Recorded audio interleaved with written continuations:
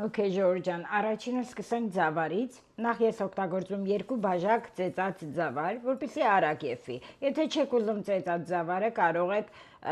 նորմալ առանց ջարդելունը վերցնեք, նորմալ է էլի։ Օգտագործելու եմ 2 գլուխ սոխ։ Առաջինը սոխն եմ կտրտելու հիմա։ Հիմա կասեք սոխը ինչ է անում այստեղ։ Այո, հենց գլխավոր իմաստն է ամբողջ կազմելու սոխը, շատ համով է, ինքը այնքան է եփվելու ընթացքում, որ անգամ չեք տեսնելու, հալվելու է գնա ընթացքում, շատ համով մի բան է, ես ինքս տանել չեմ կարողանում ճաշի մեջի սոխը, անգամ ճաշ պատրաստելուց փորձում եմ մաքսիմալ մանր կտրտված լինի, որպեսզի չերևա, բայց այստեղ հարկավոր է ու ձեզ ուղղակի վստահացնում եմ, եփելուց հետո կտեսնեք, որ դուք անգամ սոխի հետքը չեք տեսնելու մեջև։ Իմ պատրաստածի համը Գայանեն է տեսել, մի անգամ, Գայանե ջան, եթե նայում ես այս րոպեին, խնդրում եմ կոմենտների մեջ գրի, որ ժողովուրդն էլ իմանան, թե համը ոնց էր, քեզ դուր է եկել կամ չի եկել։ Չնայած ինքը որ ասեց անպայման ուզում եմ իմանամ ձևը ոնց ես պատրաստել, շատ էր դուր եկել։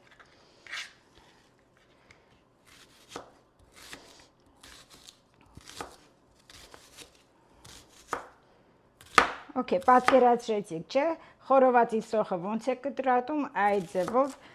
շատ հաս չէ, շատ բարակ չէ, նորմալ, այնքան որ կտրատելու եք։ Հիմա սա շատ լավ լվանալու եմ, դնելու եմ, ջուրը լցնելու եմ մեջը եւ դնելու եմ եռալուն։ Հենց որ քաֆը արդեն լրիվ կհավաքեմ, կպրծնեմ, անմիջապես սոխն եմ դնելու։ Բնականաբար կամերան միացրած կլինի այդ ընթացքում։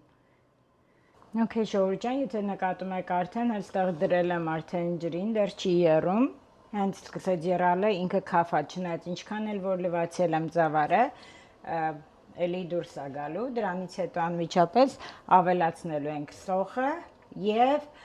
կես հավ եմ ես օգտագործել այստեղ, որովհետև մեր մոտի հավերը բավական մեծ են, պետք չունեք շատ քրքրելու, որովհետև ինքը իր մեջ արդեն քրքրվելու է ընթացքում։ Կես հավը ոսկորից հանած միսն է, կաշի ոսկոր չկա մեջը, միայն միսն է։ Հիմա արդեն քաֆը հելել է ձավարի, դեռ հələ ոչինչ չեմ ավելացրել, միայն ձավարն է ինքը։ Հիմա սա պետք է մաքրենք, այնպես անենք, որ այդ քաֆը չլինի էլ։ Ու անմիջապես հետո կսկսենք լցնելը։ Okay, Ժորժան, ոնց տեսնում եք, արդեն մոտիկանում ենք լցնելուն։ Հիմա ինչքան սոխ ունենք, բոլորը լցնում ենք մեջը։ Կտրտված 2.5 գլուխ սոխ էր այստեղ։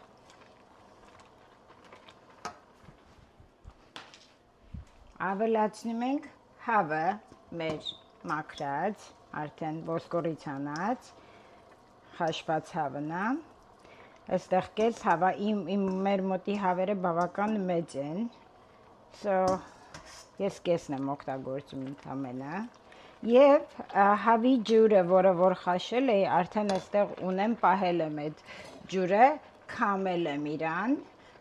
այդ հավի ջուրն եմ օգտագործելու հիմա։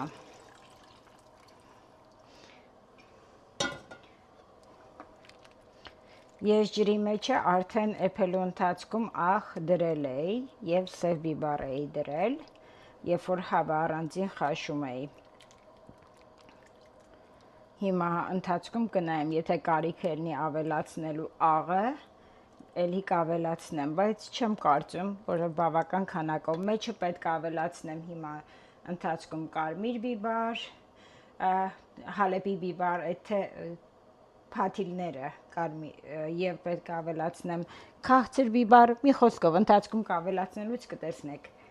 Հիմա սա պետք է մի լավ եռա, մոտավորապես մի ժամի չափ։ Okay, Ժորժան, դեռ շարունակվում է եփվել, մոտավորապես 25 րոպե է անցել այս ընթացքում։ Հիմա ես համը քիչ առաջ նայեցի, ինձ պետք է մի քիչ աղ ավելացնեմ։ Շատերը կասեն, այս ինչ ձևի աղան հիմա, համարյան աղա, այդ եմ օգտագործում, կապ չունի ինչ աղ օգտագործեք, ուղղակի այնքան, որ ինչ ունեք, էդ էլ օգտագործեք։ Մեջը ավելացնելու եմ 2 թեյի գթալ քաղցր բիբար աղացած, քաղցր կծու չանեք, թե ուտելի չի լինի, կծու դնելու եմ, բայց դնելու եմ ընդամենը 1 թեյի գթալ հալեպի բիբարը, այսինքն կարմիր պղպեղի թերթիկներ, աղացված թերթիկներ։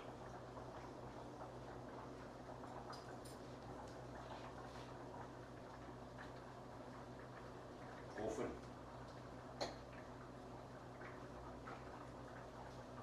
Ինքոմից էլ կոֆե ենք դրան, ուսինս կոֆե է ուզում, որ կոֆե խմենք։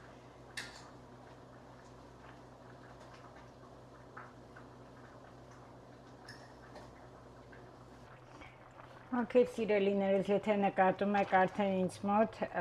անգամ սոխը չեք դենա, չկա, և ինքը լավ եփվել է արդեն, երբ որ նկատում եք սոխը հալելա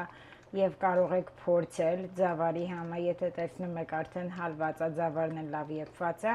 ուրեմն նշանակում է եփվել է։ Ես ևս կթողնեմ 5 րոպե ու կանջատեմ, ես մի քիչ կարագ եմ ավելացնում, շատ չեմ դնելու։ Ուղղակի համի համար, որ լավ լինի համը և վերջ։ Նայեք, սոխը չկա ընդհանրապես, հալված է սոխը։ Ու ինքը շատ համով է, շատ համով։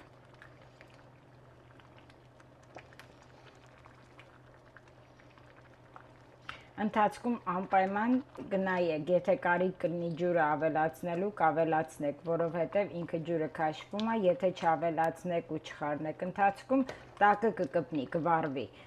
Պետք է անպայման ջուրը նայենք, որ շատ չպակասի և պետք է անպայման խառնենք ընթացքում։